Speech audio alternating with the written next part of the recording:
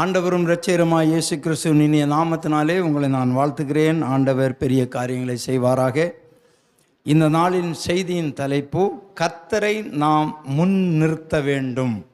கர்த்தரை நாம் முன் நிறுத்த வேண்டும் என்ற தலைப்பின்களை நாம் பார்க்கலாம். எரேமியாவின் புஸ்தகம் 17ஆம் அதிகாரம் 5ஆம் வசனத்திலிருந்து நாம் வாசிக்கலாம். எரேமியா 17ஆம் அதிகாரம் 5ஆம் வசனம். மனுஷன் மேல் நம்பிக்கை வைத்து மாம்சமானதை தன் புயபலமாக்கிக் கொண்டு கர்த்தரை விட்டு விலகுகிற இருதயமுள்ள மனுஷன் சபிக்கப்பட்டவன் என்று கர்த்தர் சொல்லுகிறார். அவன் அந்தர வெளியில் கரளையாய் போன செடியை போல் இருந்து நன்மை வருகிறதை காணாமல் வனாந்தரத்தின் வறட்சியான இடங்களிலும் குடியில்லாத உவர் நிலத்திலும் தங்குவான். இங்கே சொல்லப்பட்டிருக்கிறது, மனுஷனை பேர்ல ஒரு நம்பிக்கை வைத்து, மனுஷன் மேலே நம்பிக்கை வைத்து மாமிசமானதை, அதாவது ஆவி, ஆத்துமா, சரீரம் என்று மனிதனுக்கு 3 பகுதி உண்டு. அந்த ஆத்மாவிலே ஆண்டவர் இடைபடுவார், பேசுவார். ஆனால் அந்த ஆண்டவருடைய இடைபடுதலை ஏற்றுக்கொள்ளாத ஆத்துமா தன் மாமிசம் என்ன விரும்புகிறதோ, மனசு என்ன விரும்புகிறதோ அதை செயல்படுத்துவார்கள். அப்படி மனுஷன் மேலே நம்பிக்கை வைத்து தன்னுடைய மாமிசத்தை புயபலமாக்கி கொண்டு கர்த்தரை விட்டு விலகுகிற இருதயம் உள்ள மனுஷன் என்று சொல்லப்பட்டிருக்கிறது. அவன் எப்படிப்பட்டவனாய் இருப்பானாம்? சபிக்கப்பட்டவனாய் இருக்கிறானாம். அந்தர வெளியிலே கரளையாய் போன செடி, அதாவது மழையில்லாமல் வனாந்தரத்திலே அவாந்தரமான வெளியிலே ஒரு செடி முளைத்தால் அதற்கு தண்ணீர் இல்லாமல் அது வறண்டு போயிருக்கிறத போல அவன் இருப்பானாம். இன்னொன்று சொல்லப்பட்டிருக்கிறது 7ஆம் வசனம், கர்த்தர் மேல் நம்பிக்கை வைத்து, கர்த்தரை தம் நம்பிக்கையாக கொண்டிருக்கிற மனுஷன் அவன் ஆசீர்வதிக்கப்பட்டவன், பாக்கியவான் என்று சொல்லப்பட்டிருக்கிறது. பாக்கியவான் என்று சொல்லி வேதத்தில் வருகிற இடமெல்லாம் ஆசீர்வதிக்கப்பட்டவன் என்று பொருள். அல்லேலூயா சொல்லலாமா? அவனுடைய வாழ்க்கை எப்படி இருக்குமாம்? அவன் தண்ணீர் அண்டையிலே, தண்ணீர் பக்கத்திலே நாட்டப்பட்ட ஒரு கால்வாய் ஓரமாக தன் வேர்களை விட்டு தண்ணீரை உறிஞ்சுகிற அந்த மரத்தை போல. உஷ்ணம் வருகிறது அந்த மரத்துக்கு தெரியாது, எப்போதும் இலை பச்சையாக இருக்குமாம். மழை இல்லாத காலத்திலும் கூட அவன் வருத்தமில்லாமல் தப்பாமல் கனி கொடுக்கிற மரத்தை போல இருப்பானாம். அல்லேலூயா சொல்லலாமா? இங்கே 2 மனிதர்களை பார்க்கிறோம். ஒரு மனிதன் மனுஷனை நம்பி இருக்கிற மனிதன், தன் மாமிசத்தை நம்பி இருக்கிற மனிதன், தன்னுடைய பணத்தை நம்பி இருக்கிற, தன் குடும்பத்தை நம்பி இருக்கிறவன், தம்முடைய ஜனங்களை நம்பி இருக்கிறவன். அப்படிப்பட்ட ஒரு மனுஷன். ஆமேன். இன்னொரு மனிதன் கர்த்தரையே நம்பி இருக்கிற மனுஷன். ஆமேன்.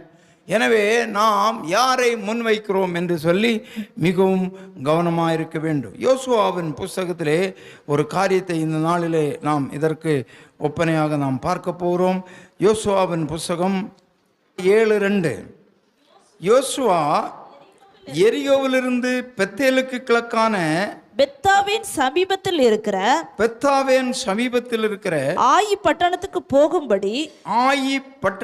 போகும்படி ஆட்களை அனுப்பி நீங்கள் போய் அந்த நாட்டை வேவு பாருங்கள்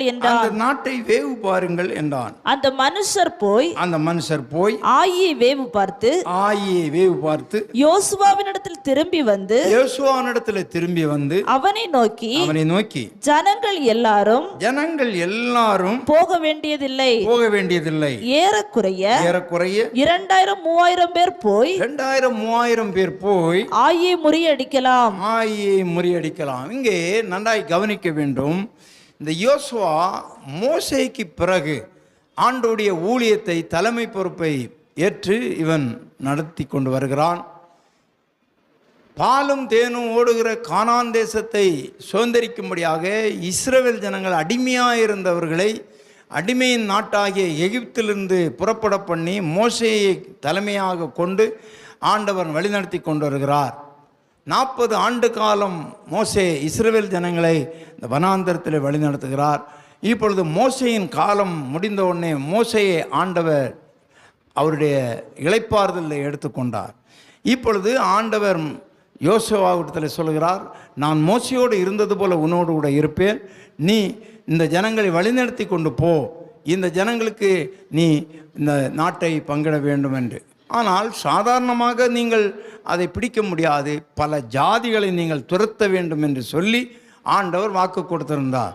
பல ஜாதி மக்கள் அங்கே இருக்கிறார், அவர்களை துரத்தி அவளோடு யுத்தம் பண்ணி அந்த நாட்டை நீங்கள் பிடிக்க வேண்டும், ஆனால் நான் உங்களோட இருந்து எல்லா காரியங்களையும் செய்வேன் என்று ஆண்டவர் சொன்னார். அல்லேலூயா சொல்லலாமா? நான் மிகவும் சுருக்கமாக நான் உங்களோடு இதை சொல்லிக் கொள்கிறேன், நன்றாய் கவனியுங்கள். மோசே எடுபட்ட பின்பு இந்த யோசுவா அவன் இந்த கானானை சுதந்திரிக்க வருவதற்கு யோர்தான் ஒரு தடையாக இருந்தது. யோர்தான் கரைபுரண்டு ஓடிக்கொண்டிருக்கிறது. இப்பொழுது இவர்கள் போக வேண்டும், அந்த ஊருக்குள்ளாக போக வேண்டும். 6 லட்சத்துக்கு மேல் யுத்த புருஷர்கள் இருக்கிறார்கள். மனைவி மக்கள் எல்லாரும் சேர்ந்தால் கிட்டத்தட்ட 25-30 லட்சம் மக்களை அங்கே அவர்கள் வழிநடத்தி கொண்டு வருகிறார்கள். இந்த மக்களெல்லாம் அந்த பக்கம் போனால்தான் அவர்கள் அந்த நாட்டை பிடிக்க முடியும். ஆனால் போவதற்கு என்ன தடையாக இருந்ததாம்? அந்த யோர்தான் தடையாக இருந்தது.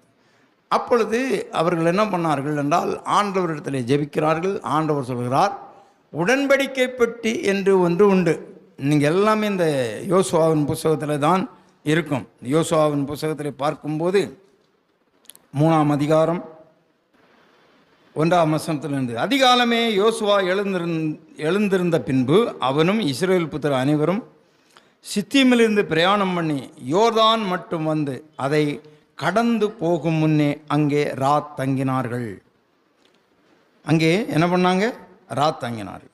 5ஆம் வசனம், யோசுவா ஜனங்களை நோக்கி, உங்களை பரிசுத்தம் பண்ணிக்கொள்ளுங்கள், நாளைக்கு கர்த்தர் உங்கள் நடுவிலே அற்புதங்களை செய்வார் என்றான். பின்பு யோசுவா ஆசாரியர்களை நோக்கி, நீங்கள் உடன்படிக்கை பெட்டியை எடுத்துக்கொண்டு ஜனங்களுக்குள்ளே முன்னே நடந்து போங்கள் என்றான். அப்படியே உடன்படிக்கை பெட்டியை எடுத்துக்கொண்டு ஜனங்களுக்கு முன்னே நடந்து போனார்கள். கர்த்தர் யோசுவாவை நோக்கி, நான் மோசேயோடு இருந்தது போல உன்னோடும் இருக்கிறேன் என்பதை இஸ்ரவேல் எல்லாரும் அறியும்படி இன்று அவர்கள் கண்களுக்கு முன்பாக உண்மை மேன்மைப்படுத்தினேன். இங்கே சொல்கிறார், உடன்படிக்கை பெட்டியை சுமக்கிற ஆசாரியரை பார்த்து, நீங்கள் யோர்தான் தண்ணீர் ஓரத்தில் சேரும்போது யோர்தானில் நில்லுங்கள் என்று நீ கட்டளையிடுவாயாக என்றார். யோசுவா இஸ்ரவேல் புத்திரரை நோக்கி, நீங்கள் இங்கே சேர்ந்து உங்கள் தேவனாய கர்த்தருடைய வார்த்தைகளை கேளுங்கள் என்றான். புரிகிறதா? நான் வாசிக்கிறத கவனமாக கேட்கணும். நான் ரொம்ப நேரம் இதில் இருந்து பிரசங்கம் பண்ண முடியாது. இங்கே சொல்லுகிறார், உடன்படிக்கை பெட்டி என்ற ஒரு பெட்டி இருந்தது. அந்த பெட்டியை ஆண்டவர் சீத்திம் மரத்தினாலே உடன்படிக்கை பெட்டியை செய்து ஆண்டவராகிய தேவன் மோசேக்கு எழுதி கொடுத்ததான 2 கற்பலகைகள் அங்கே உள்ளாலே இருக்கிறது. ஆரோனுடைய தளிர்த்த கோல், மன்னா வைக்கப்பட்ட அந்த பொற்பாத்திரம் என்று சொல்லி நாம் இங்கே எபிரேயர் புஸ்தகத்தில் வாசிக்க முடியும். இங்கே அந்த உடன்படிக்கை பெட்டியை ஆண்டவர் செய்ய சொத்து, இந்த உடன்படிக்கை பெட்டியை நீங்கள் எங்கே போனாலும் என்ன பண்ணணும்? கொண்டு போகணும்னு சொன்னார். இல்லையா சொல்லலாமா? உடன்படிக்கை பெட்டியை நீங்கள் கொண்டு போகணும். அதுக்கு அர்த்தம் என்னென்னா, அந்த உடன்படிக்கை பெட்டியை அதில் தான் ஆண்டவருடைய பிரசன்னம் அதில் இருக்கிறது. ஆண்டவர் அங்கே இருக்கிறார். இல்லையா சொல்லலாமா? ஆமாம் ஆமாம். அதனால் இதை நீங்கள் கொண்டு போகணும் என்று சொன்னார். சோத்திரம். சில நேரங்களில் ஊரில் நீங்கள் காலமை எழும்பி ஒரு 3 கிலோமீட்டர் நடங்கணுன்னா யாரும் என்ன பண்ண மாட்டீங்க? நடக்க மாட்டீங்க. அதனால் என்ன சொல்லுவாங்கன்னா பெரியவங்க, நீ நல்லா இருக்கிறன்னா அந்த கோயிலை சுற்றி ஒரு 7 முறை வா, நல்லா இருக்கணும்னு சொல்லுவாங்க. ஏன் தெரியுமா? அந்த கோயிலை சுற்றி வந்தாலே 3 கிலோமீட்டர் வந்துடும். அது 7 முறை சுற்றினா. அதனால் இவங்க காலமை எழும்பி வாக்கிங் போகணுன்னு சொன்னால் யாரும் போக மாட்டாங்க. கோயிலை சுற்ற சொன்னால் என்ன பண்ணுவாங்க? கோயிலை சுற்றினா அதிசயம் உண்டாகணும்னு சொல்லி போவாங்க. ஆமாம், புரிகிறதா உங்களுக்கு? இந்த சூரிய நமஸ்காரம் கூட அப்படி தாங்க வந்தது. காலமாக 7 மணிக்கு போய் அரை மணி நேரம் வெயிலில் நில்லுங்க, அதில் ஒரு வைட்டமின் சத்து கிடைக்கும். அதுதான் உங்களுடைய உடம்பை நல்லா உற்சாகமாக வைக்கும். காலமாக 7 மணிக்கு போய் சூரியனுக்கு முன்னால் நில்லுங்கன்னு சொன்னால் யாரும் கேட்க மாட்டாங்க. அவன் சொல்லி கொடுத்தான், சூரிய நமஸ்காரம் பண்ணு காலமாக ஒரு அரை மணி நேரம், உனக்கு நல்லது நடக்கணும்னா. அவன் போய் என்ன பண்ணுறான், சூரியனே கும்பிட்டு நிற்கிறான். எதுக்கு தெரியுமா? பெரியவங்க சொல்லி கொடுத்த இதுக்கு தான். புரிகிறதா உங்களுக்கு? ஆமாம். இப்போ காலமாக எழும்பினோடனே எக்ஸசைஸ் செய்யுங்கன்னு சொன்னால் யாராவது செய்வீங்களா? செய்ய மாட்டீங்க.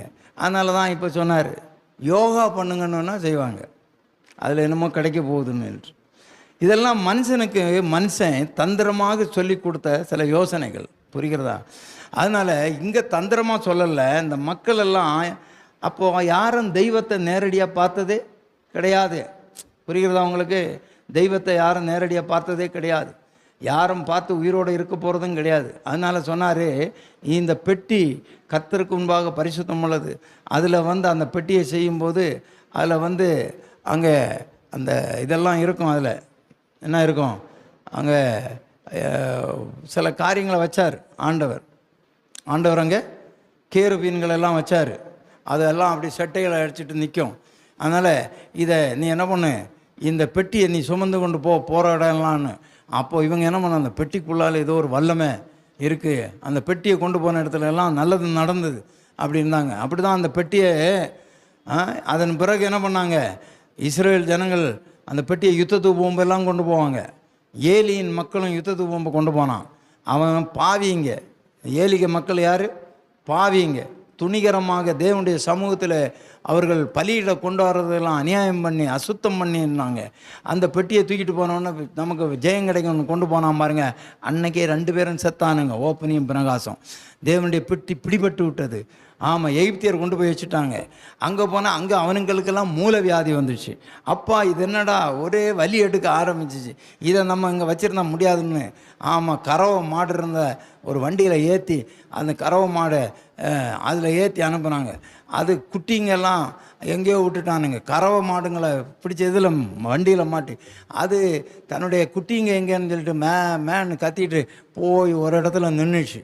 ஆமாம், அங்கே ஒரு வீட்டில் அங்கே கொண்டு போய் வச்சாங்க. அங்கே ஒரு இடத்துல இருந்தேன், அது ரொம்ப வருஷம் அங்கே இருந்தது. பயங்கர வியாதி அந்த ஜனங்களுக்கெல்லாம்.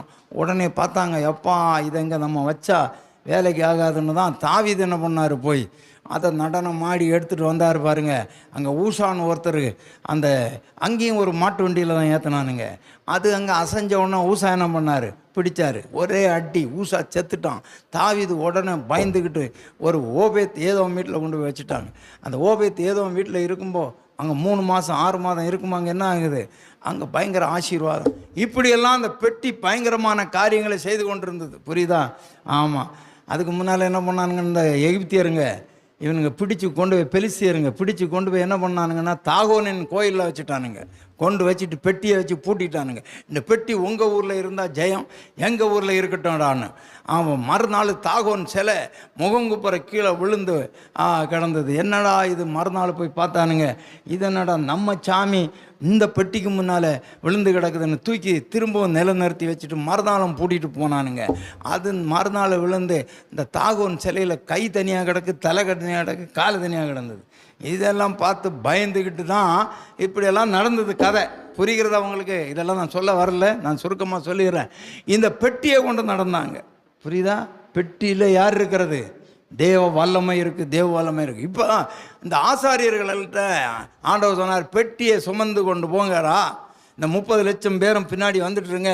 ஆசாரியர்கள் என்ன பண்ணுங்க, அந்த அறுப்பு காலம் கரை புரண்டு ஓடுகிறதல்லவா, அந்த யோர்தானில் போய் ஆசாரியர்கள் நிற்கும்போது அவர்கள் கால் பட்ட உடனே பாரு அற்புதம் நடக்கும்னு. அப்படியே அந்த யோர்தான் நதி அப்படியே குவியலாக தனியாக நிற்குதுங்க, ஒரு சுவர் மாதிரி. இப்போ வெட்டாந்தர போங்க, நடந்து போங்கன்னு எல்லாம் நடந்து போயிட்டாங்க. சோத்திரம், எல்லாம் நடந்து போயிட்டாங்க. இப்போது அந்த பக்கம் போயாச்சு. இப்போ அந்த பக்கம் போனாலும் கூட கொஞ்ச நாள் போனால் என்ன ஆகி போச்சுன்னு சொன்னால், அங்கே என்ன வந்ததுன்னா எரிகோ கோட்டை இருக்குது. இந்த எரியோ ஒரு பெரிய காரியம்.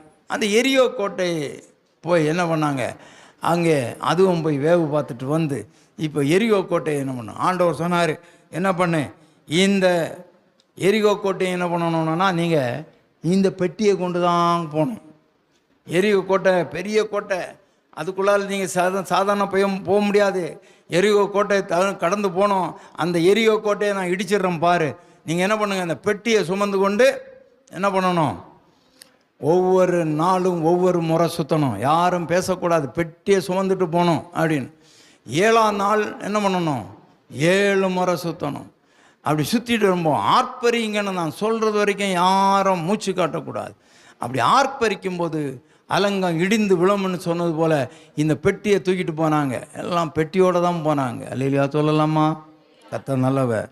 இப்போ தான் நான் கதைக்கு வரேன். என்ன கதைக்கு வரேன் அப்படின்னோன்னா, இப்போது அங்கே போனாங்க, எரிகோ கோட்டை விழுந்துச்சு.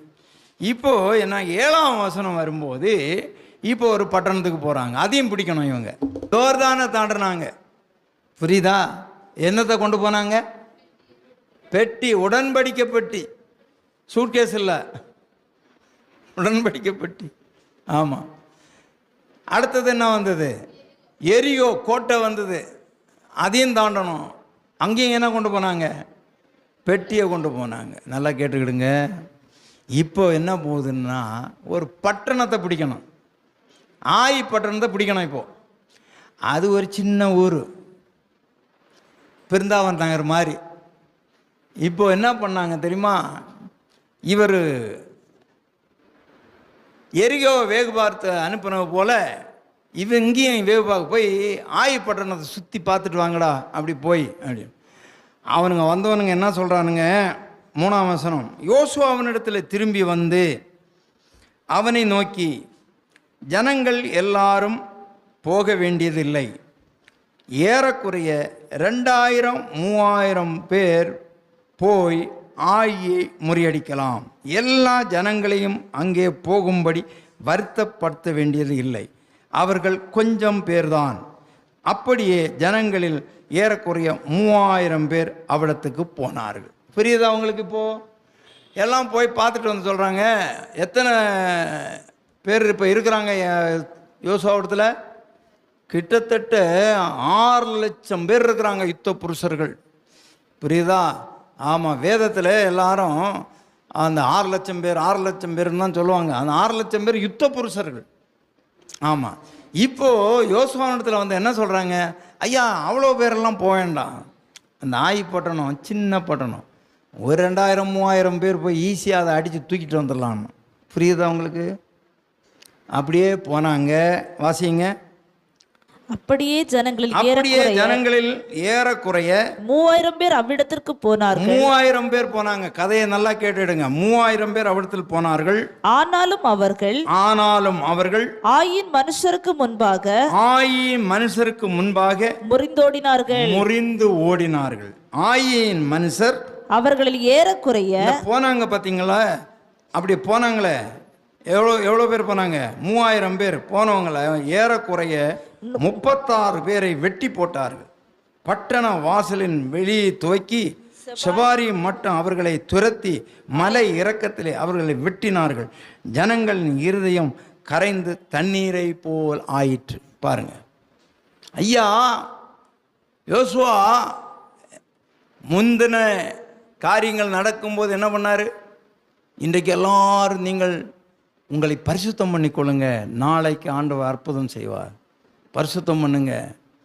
ஆசாரியர்கள் பெட்டியை சுமந்துட்டு போட்டோம், இயேசுவை கூட்டிகிட்டு போகிற மாதிரி அது அர்த்தம். தேவனை கூட்டிகிட்டு போங்க. இயேசு தான் உடன்படிக்கை பெட்டி, அதை கொண்டு போங்கன்னு சொன்னார். அடுத்தது எங்கே போனாங்க? எரியோவுக்கு போகிறவங்க என்ன பண்ணாங்க? ஆசாரியர்களை கூட்டிகிட்டு போனாங்க, பெட்டியை கொண்டு போனாங்க. இங்கே என்ன பண்ணாங்க?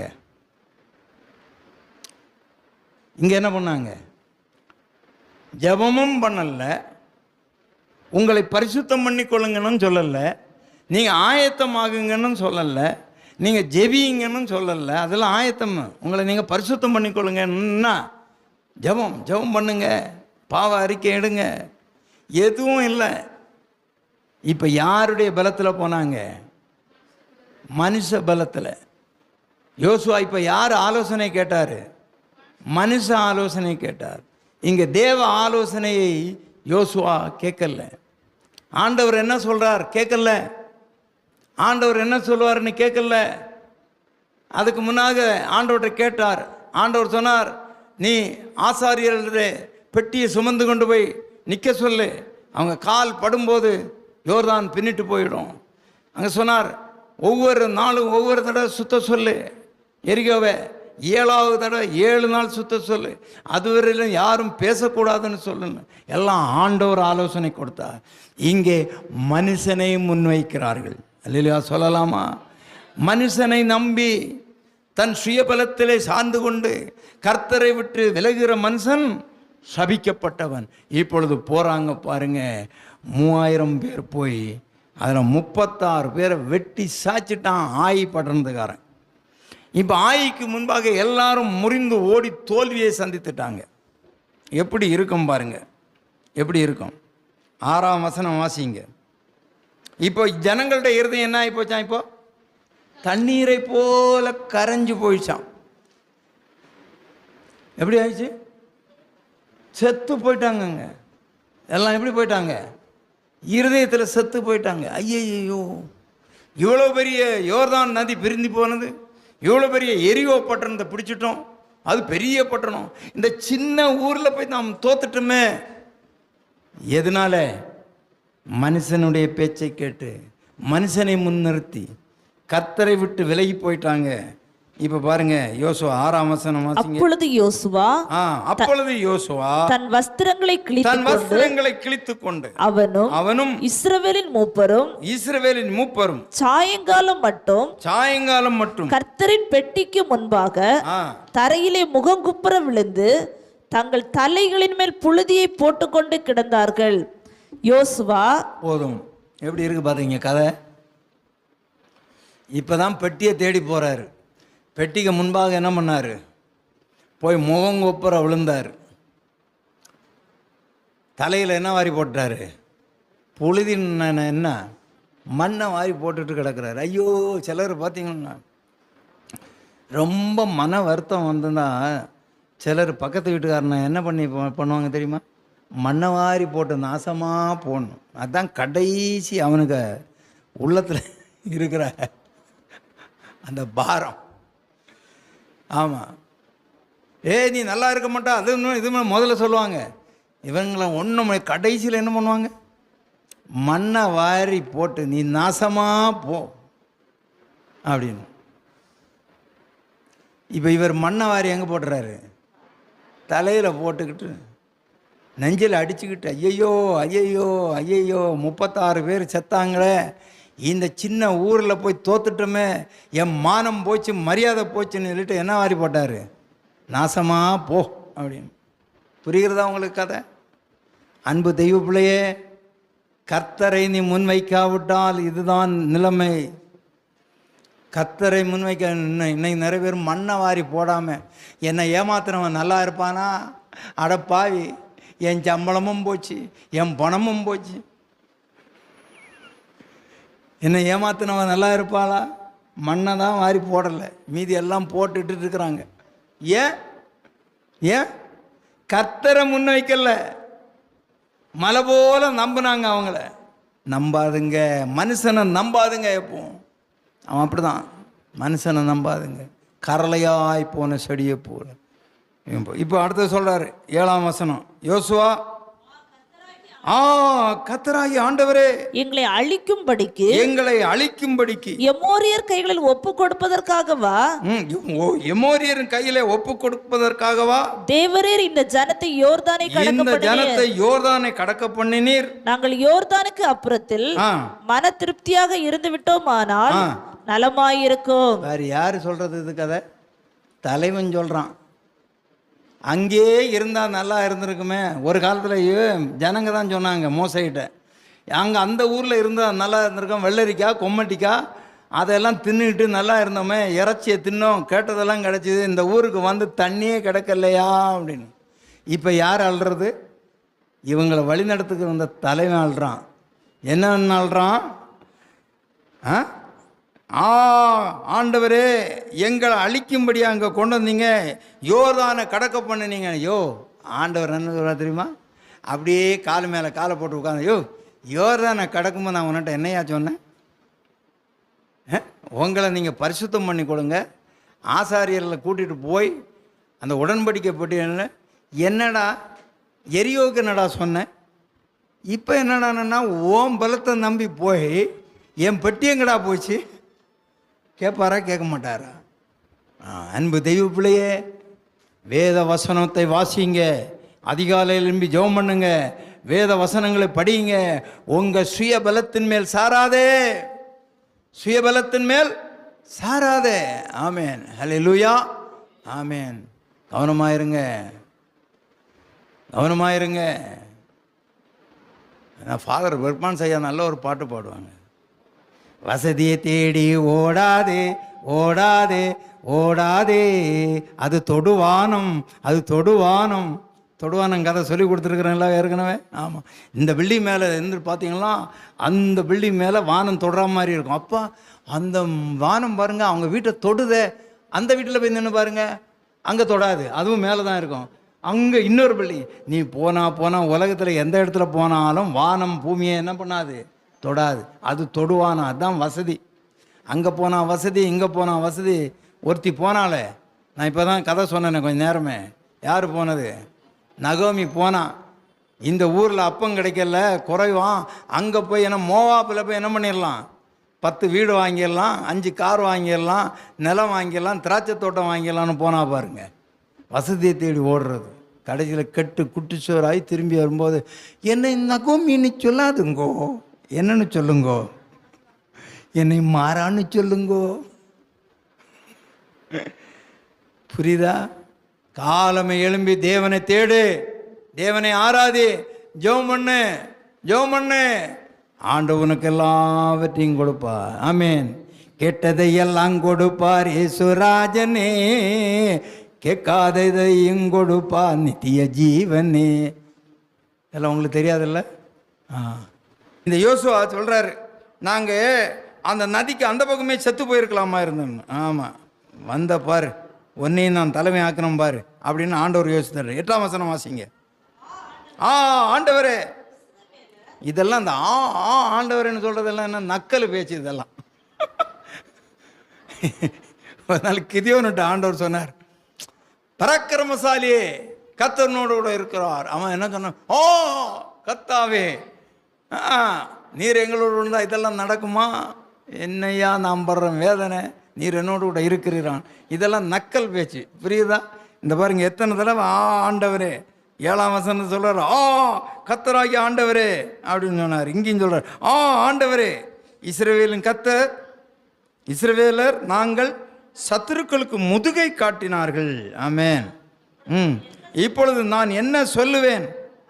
கானானியரும் தேசத்து குடிகள் யாவரும் இதை கேட்டு எங்களை வளைந்து கொண்டு எங்கள் பேரை பூமியில் இராதபடி வேறற்று போக பண்ணுவார்களே. அப்பொழுது உமது மகத்தான நாமத்தை என்ன செய்வீர் என்றார். பாத்தீங்களா? ஆமா, இப்ப சொல்றாரு, இந்த சின்ன பட்டணத்துல தோத்துட்டாங்கன்னு ஊரும் உலகம் தெரிஞ்சா எங்களை எவையா மதிப்பான்? இப்படி ஆகிப்போச்சே, இவனுங்கெல்லாம் பலத்த ஆளுங்கள்லாம் எல்லாரும் ஊரில் நினச்சிட்டு இருந்தாங்க. எரிகோ தோட்ட தகர்ந்தது, யோர்தான் பின்னிட்டு போயிடுச்சு, இவங்களோட கர்த்தர் இருந்து பெரிய காரியங்களை செய்கிறார். இப்போ நான் என்னையா பண்ணுவேன்? ஆண்டவனே அப்படின்னு சொல்கிறாரு. இல்லையா? சொல்லலாமா? அப்பொழுது கர்த்தர் யோசுவாவை நோக்கி, எழுந்திரு, நீ இப்படி மூங்குப்பற விழுந்து கிடக்கிறது என்ன? இஸ்ரவேலர் பாவம் செய்தார்கள், நான் அவர்களுக்கு கட்டளையிட்ட என் உடன்படிக்கை மீறினார்கள், சாபத்தீடானதிலே எடுத்துக்கொண்டதும் களவு செய்ததும் வஞ்சித்ததும் தங்கள் பண்டம்பாடிகளுக்குள்ளே வைத்ததும் உண்டே. ஆமாம், அதில் ஒருத்தன் என்ன பண்ணிட்டான் தெரியுமா? ஆண்டவர் சொன்னார், நீங்கள் அந்த மக்களோடு யுத்தம் பண்ணும்போது, எரிகோ மக்களோடு யுத்தம் பண்ணி அதையெல்லாம் சுட்டரித்துருங்க, சாபத்தீடு, அது சாபம் பிடித்த இடம், அதில் ஒன்றை எடுத்துகிட்டு வராதுங்கன்னு. ஆமாம், அதில் மாப்பிள்ளை ஒருத்தர் என்ன பண்ணார் தெரியுமா? ஒரு பொற்பாலத்தை எடுத்தார். பொற்பாலம், ஒரு பாபிலோனிய சால்வை. இதை கண்டு அதை இச்சித்து, எப்படி இருக்கு பாருங்க வார்த்தை, அதை கண்டு அதை இச்சித்து அதை எடுத்து என்ன பண்ணார்? 21ஆம் வசனம் வாசிங்க. கொள்ளையிலே நேர்த்தியான ஒரு பாபிலோனிய சால்வையும் 200 வெள்ளி சேக்கலையும் 50 சேக்கல் நிறையான ஒரு பொற்பாலத்தையும் நான் கண்டு அவைகளை ஈச்சித்து எடுத்துக்கொண்டேன். இதோ அவைகள் என் கூடாரத்தின் மத்தியில் பூமிக்குள் புதைந்திருக்கிறது, வெள்ளி அதன் அடியில் இருக்கிறது. ஆமாம், ஆகான் என்ன பண்ணிட்டான்? இச்சித்து எடுத்து கொண்டு போய் கூடாரத்தில் வச்சுட்டான். இந்த ஜனங்களும் என்ன பண்ணிட்டாங்க? ஜனத்தில் ஒரு குடும்பம் சாபத்தீடானதில் எடுத்துகிட்டு வந்தது. இவனும் ஆண்டவரை நம்பி ஆண்டவரத்தில் கேட்டு காரியத்தை செய்யலை, மனுஷர்கள் சொன்ன பேச்சை கேட்டு போனதுனால யுத்தத்திலே தோல்வி அடைந்தான். அதன் பிறகு அவன் முகங்குப்புற விழுந்து கிடந்து, ஆண்டவரே என் பாவத்தை மன்னியும், எங்கள் ஜனங்க செய்த பாவத்தை மன்னியும் அப்படின்னு சொல்லிட்டு அழுது புரண்டு ஆண்டவரத்தில் கேட்பான் பாருங்க. ஆமாம், அதுக்கு பிறகு ஆண்டவர் என்ன பண்ணார்? 13ஆம் வசனம் வாசிங்க. எழுந்திரு, நீ ஜனங்களை பரிசுத்தம் பண்ணிக்கொண்டு சொல்ல வேண்டியது என்னவென்றால், நாளைய தினத்துக்கு உங்களை பரிசுத்தம் பண்ணிக்கொள்ளுங்கள். பார்த்தீங்களா? அதுக்கு முன்னாலே ஒரு இடத்துல பார்த்தோமா இல்லையா? உங்களை நீங்கள் பரிசுத்தம் பண்ணிக்கொள்ளுங்க. எங்கே பார்த்தோம்? 3ஆம் அதிகாரத்தில் பார்த்தோம், 5ஆம் வசனம். யோசுவா ஜனங்களை நோக்கி, உங்களை பரிசுத்தம் பண்ணிக்கொள்ளுங்கள், நாளைக்கு கர்த்தருடைய அதிசயத்தை காண்பார்கள். இங்கேயும் சொல்கிறார், உங்களை பரிசுத்தம் பண்ணுங்கய்யா, பரிசுத்தம் பண்ணுங்க. நீங்கள் முதல்ல நீயும் சொல்லு பேச்சு கேட்கறது கிடையாது, உன் கூட இருக்கிற ஜனமும் சொல்லு பேச்சு கேட்கறது கிடையாது. அல்லையா? சொல்லலாமா? ஆமாம். அனுசனுக்கு பேச்சை கேட்டு போய் என்ன பண்ணான்? ஆயி பட்டணத்தில் தோற்று போயிட்டான். ஐயா, மண்ணை தலையில் அள்ளி போட்டுட்டு போய் படுத்து கிடக்கிறானே, தேவையாது உனக்கு? அல்லையா? சொல்லலாமா? அல்லேலூயா. ஆமாம், கர்த்தர் உங்களை கர்த்தர் ஆசீர்வதிப்பார். ஆமாம், நீங்கள் சாதாரண மக்கள் அல்ல. ஆமாம், என்ன வாக்குத்தத்தம்? வாக்குத்தத்தம் எல்லாம் சொல்லி முடித்து பிரசங்கம் பண்ண பிறகு நீங்கள் வந்தால் நாங்கள் எப்படி வாக்குத்தத்தம் கேட்பீங்க? எந்த ஜாதிகளிடத்திலும் செய்யப்படாத அதிசயத்தை உங்கள் கண்ணுக்கு முன்னால் நான் செய்வேன். நான் உங்களோடு இருந்து செய்யும் காரியம் பயங்கரமாக இருக்கும். ஆமாம், அதனால் நீங்கள் எல்லாம் என்ன பண்ணணும்? கூட்டம் 5 மணிக்குன்னா 5 மணிக்கே வந்தணும். அப்போ தான் நிறைய ரகசியம் வெளிப்படும். அல்லேலூயா. சொல்லலாமா? ஆமாம், நல்லவராக இருக்கா, இப்போ உங்களை பரிசுத்தம் பண்ணிக்கொள்ளுங்க, சாபத்தீடானதை எடுத்து போடுங்க அப்படின்னு சொன்னார். அதன் பிறகு பிரியமான தேவனுடைய பிள்ளைகளே, ஆமாம், அவன் என்ன பண்ணாங்க? அந்த ஆக்கானை பிடிச்சி கல் எறிஞ்சு கொன்று போட்டாங்கங்க. கொன்று போட்டான். ஆக்கானை பிடிச்சி என்ன பண்ணிட்டாங்க? கல் எறிஞ்சு கொன்று போட்டாங்க. கடைசி வசனம் வாசிங்க, 25ஆம் வசனம். அங்கே யோசுவா, நீ எங்களை கலங்க பண்ணினது என்ன இன்று ஏண்டார்? எல்லாரும் அவன் மேலே கல்லெறிஞ்சு சுட்டெரித்து கற்களினால் மூடினாங்க. ஆமாம், அவன் மேல் இந்நாள் வரையில் இருக்கிற பெரிய கற்குவியலை குவித்தார்கள். இப்படியே கர்த்தர் தமது கோபத்தின் உக்கிரத்தை விட்டு மாறினார். ஆகையால் அவ்விடத்தில் இந்நாள் வரைக்கும் ஆகோர் பள்ளத்தாக்கு எனப்படுகிறது. ஆமேன். கவனமாக இருக்கணும். உங்களுக்குள்ளாக வாழ்ந்து கொண்டிருக்கிற ஆகான் இருக்கிறான். கோபத்தை கொண்டு வர, எரிச்சலை கொண்டு வர, கோல் மூட்டுறது, சண்டையை மூட்டுறது. அந்த ஆகானை என்ன பண்ணணும்? ஆமாம், கல்லெறிஞ்சு கொல்லுங்க. அல்லேலூயா. சொல்லலாமா? பக்கத்து வீட்டுக்காரனை போய் கல்லெறிஞ்சிட போகிறீங்க. உங்களுக்குள்ளால் ஒரு ஆகான் வாழ்ந்துட்டு இருக்கிறானே, அவனை என்ன பண்ணுங்க? இன்னைக்கே கொன்று போட்டுருங்க. ஆமாம், அல்லேலூயா. சொல்லலாமா? ஆமாம், அப்போ தான் நீங்கள் ஆயியை பிடிக்க முடியும். ஆயியை பிடிக்க முடியும். ஆமாம், அடுத்தது சொல்கிறார் 8ஆம் அதிகாரத்தில். அப்பொழுது கர்த்தர் யோசுவா நோக்கி, நீ பயப்படாமல் கலங்காலம் இரு, நீ யுத்த ஜனங்கள் யாவரையும் கூட்டிக் கொண்டு எழுந்த ஆயி பட்டணத்தின் மேல் போ. இதோ ஆயின் ராஜாவையும் அவன் ஜனங்களையும் அவன் பட்டணத்தையும் அவன் நாட்டையும் உன் கையிலே ஒப்பு கொடுப்பேன். அப்படியே போனாங்க, ஆயியை ஜெயிச்சாங்க. அல்லேலூயா. எனவே அன்பு தெய்வ பிள்ளைகளே, இந்த மாலை வேளையிலே பரிசுத்த ஆவியானவர் பேசிக்கொண்டிருக்கிறார். மனுஷ பலம் உங்களுக்கு வேண்டாம், மனுஷ புத்தி உங்களுக்கு வேண்டாம், மனுஷ அந்த சுய பலத்தில் சாராதுங்க. கர்த்தரை நம்பி இருங்க. கர்த்தர் என்ன சொல்லுகிறார் கேளுங்க, ஜெபியுங்க, வேதத்தை வாசிங்க. ஆண்டவர் உங்களோடு பேசுவார். ஆண்டவர் உங்களோடு பேசுவார். அல்லேலூயா. சொல்லலாமா? ஆண்டவர் உங்களோடு இடைப்படுவார். ஆண்டவர் உங்களை கைட் பண்ணுவார். அதன்படி போங்க, நீங்கள் ஜெயிப்பீங்க. அல்லேலூயா. எனவே கவனமாய் நாம் இருப்போம், கவனமாக இருப்போம். ஜெபிக்கலாம். பரலோக பிதாவே, உம்மை துதிக்கிறோம். கர்த்தரை முன்வைக்கும்படியாக இந்த வசனங்களை கொடுத்தீங்க. ஆண்டவரே, எங்கள் பிள்ளைகளும் உம்மை முன்வைத்து எதையும் செய்ய கிருபைதார். மனுஷ ஆலோசனை மனுஷ புத்தியை சார்ந்திருக்கும் போது அது கரளையாய் போன செடியைப் போல வாய்க்காமல் போகும் என்று பார்க்கிறோம். ஆண்டவர் உம்மை நம்பி உம்மை சார்ந்திருக்கிறார். ஆயி பட்டணத்திலே மனுஷனுடைய பேச்சை கேட்டு சொற்பேச்சை கேட்டு யோசுவா அவன் தோற்று போனான். ஆண்டவரே, அவன் ஜனங்கள் 36 பேர் வெட்டப்பட்டு விட்டார்கள். ஆனால் அதன் பிறகு அவன் ஜெபித்து ஆண்டவரிடத்திலிருந்து எச்சரிப்பை கேட்டு ஆக்கானை அழித்து அதன் பிறகு தங்களை பரிசுத்தம் பண்ணி கொண்டு போன பிறகு ஆயி பட்டணத்தை பிடித்தார்கள். ஆண்டவரே, நாங்களும் அப்படி இருக்க கிருபை தாரும். நம்முடைய பிள்ளைகளை ஆசீர்வதி. எங்கேயும் அவர்கள் தோல்வியை சந்திக்கக்கூடாது, ஜெயம் சிறக்க பண்ணும், பெரிய காரியங்களை செய்யும். இயேசுவின் ஜெபிக்கிறேன் பிதாவே, ஆமென்.